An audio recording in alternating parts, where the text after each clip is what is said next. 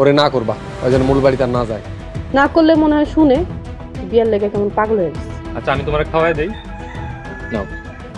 Master এ আইছে জমিদার, মানুষের জমি ভোগ দখল করে খাইতেছে। কই রিমার বিয়ার সময় তো ছিলেন, কিছু করতে পারছে? 100 জন আইলো আমার লগে যাবে করে জিততে পারবো না। আমাকে যে রাস্তায় বসাবো এটা বুঝোস না? আমি কিছুই বুঝতে চাই না, আমারে আমার সবকিছু বুঝায় দেন। স্যারা একটা টাউট, প্রেমের সেটে ফটকামি বেশি করে, কিন্তু জহির ভাই কিন্তু তোরে অনেক ভালোবাসে।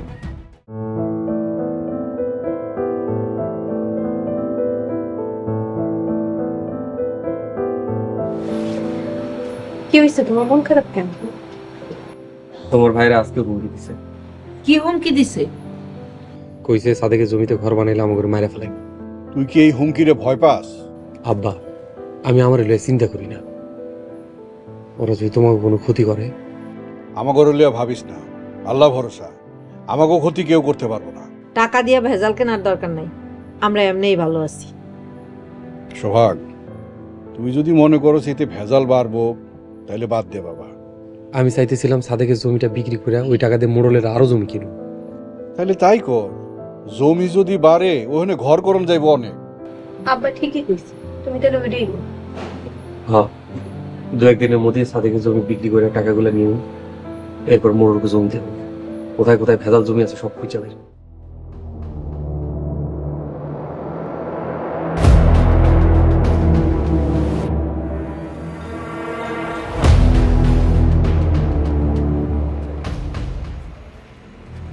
যেটা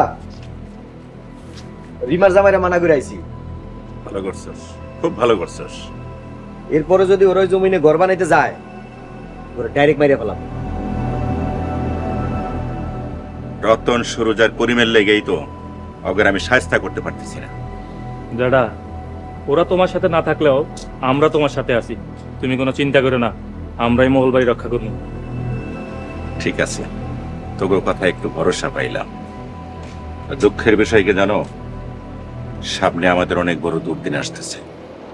যত দুর্দিনই আসুক জ্যাঠা, আমরা এই মোড়ল বাড়ির হাল শক্ত করে ধরুন। দাদা, দরকার হইলে এই মহলবাড়ির লেগা জীবন দিয়া দিব। ঠিক আছে, রেডি থাকিস। ওই ছোট লোকের বাচ্চাদের সাথে খেলুন এইবার ফাইনাল খেলা। ঠিক আছে জ্যাঠা, আপনি চিন্তা করেন না।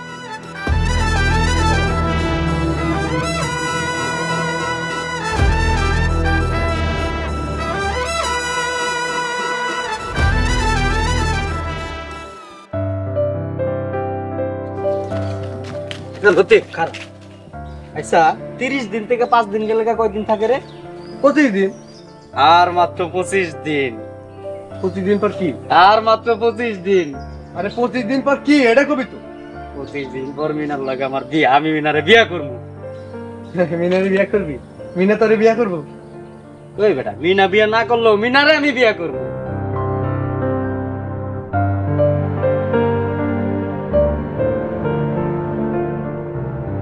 কি রে, তোরা এনে কি করছিস? ভাই শুনছো, জয়ন নাকি মিনারে বিয়ে করব। আমি রিমারে মোড়ল বাড়িতে পাঠাইছিলাম মিনার লয়ে কথা কইতে। ভাই তারপরে মিনা কি কইছে? মিনা তোর পছন্দ করে না। আমি তো জানি মিনা আমারে পছন্দ করে না, তারপরও আমি মিনারে বিয়ে করব। আচ্ছা ঠিক আছে, পারলে বিয়ে করিস। ভাই ঘর বন্ধনের কি করলা? ভাবতেছি এই জায়গায় ঘর বান্ধা ওগুলোকে ঝগড়া করুন না, তার চাইতে এই জমি বিক্রি করে মোড়ল অন্য জায়গায় জমি কিনে। দেখো যেটা ভালো মনে হয় সেটা করো। এই কথাটা কি আমার যা কইতে হইব? কিরে জহির, বিড়বিড় করে কি করস? আরে না কিছু না। এই তোরা থাক, আমি অফিসের দিকে যাইতেছি।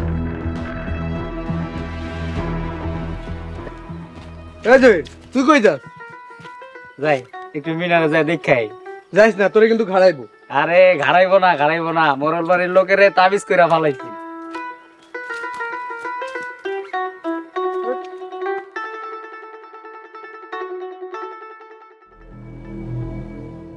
স্যার আমার জন্য কি আধা পাগল হয়ে গেছে?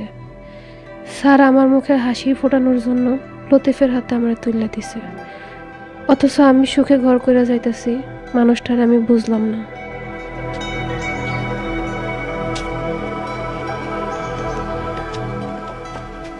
কি হয়েছে আপু, বসে বসে কি চিন্তা করো? আমি মনে হয় স্যারের অনেক কষ্ট দিয়ে ফেলাইছি। তুমি আবার কি কষ্ট দিছো? স্যারের বিয়ে না করে লতিফরে বিয়ে করা আমার ঠিক হয় নাই। এসব কথা কি আর চিন্তা করে লাভ আছে আপু? কপালে যার লগে বিয়ে ছিল তার লগেই তো হইছে। তারপরও চিন্তা তো করতে চাই না, স্যারের দিকে তাকালে নিজেরা ক্ষমা করতে পারি না।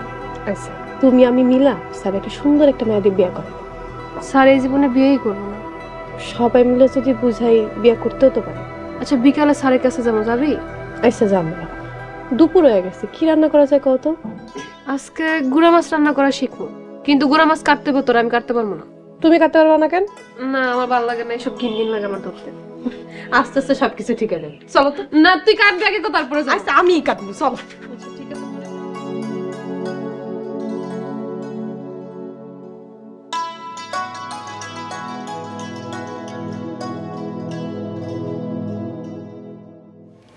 তোমার ঘরের দাদিগুলো অনেক খারাপ। কেন আর কিছু কইছি তোমার? আমার কত করে খোটা দাও, আমার অনেক বকা দাও। তারপরে যদি খোটা দেয় তুমি আমার ডাক দিবে, দেখবা ওপর আমি কি করি।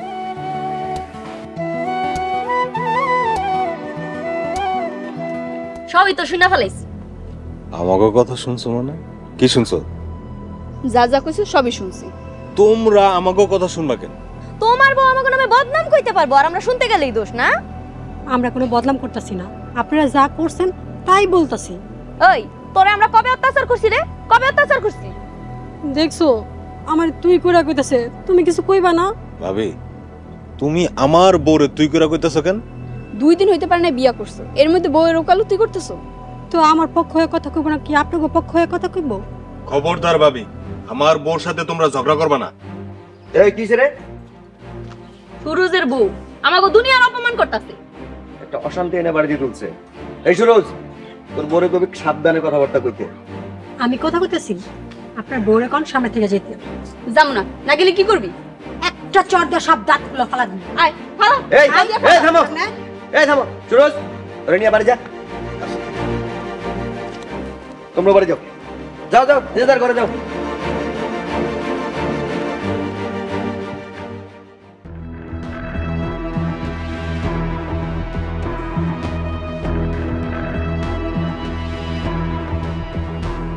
আসসালামু আলাইকুম মনোজ সাহেব। ওয়ালাইকুম আসসালাম। মাস্টার, তোমার এখন একটু কম কম দেখা যায় কেন? কি কোন মনোজ সাহেব, আমি তো সারাদিনই আপনার চোখে চোখে থাকি। ওই চোখে চোখে থাকো, চোখে চোখে থাকলে তো আমি দেখতাম, মাঝে মধ্যে আবার কই যাও উদা হইয়া। ঠিক আছে মনোজ সাহেব, আর কোথাও যাবো না, এখন থেকে আপনার চোখে চোখেই থাকো। আচ্ছা ঠিক আছে, যেভাবে কইছো ঠিক ওইভাবে জানি হয়। মোরল সাহেব, ওই যে জয়ের খবর নিয়ে আইতে আছে। আসসালামু আলাইকুম মোরল সাহেব। ওয়ালাইকুম আসসালাম। কি খবর নিয়ে এসো জহির? মোরল সাহেব, সোহাগ ভাই ঘর বান্ধার চিন্তা বাদ দিছে। সাদেকের জমি বিক্রি কইরা মোরল যত বেজাইলা জমি আছে সব কিনার সিদ্ধান্ত নিছে। জহির সবকিছু এসে বলতেছে, কাহিনীটা কি? মাথায় তো কিছু ঢুকতেছে না। মাস্টার সাহেব, আপনি আবার বিড়বিড় কইরা কি কোন? কিছু না। দেশ জুড়ে যে কোনো নম্বরে সর্বনিম্ন ক্যাশ আউট চার্জ শুধু নগদে।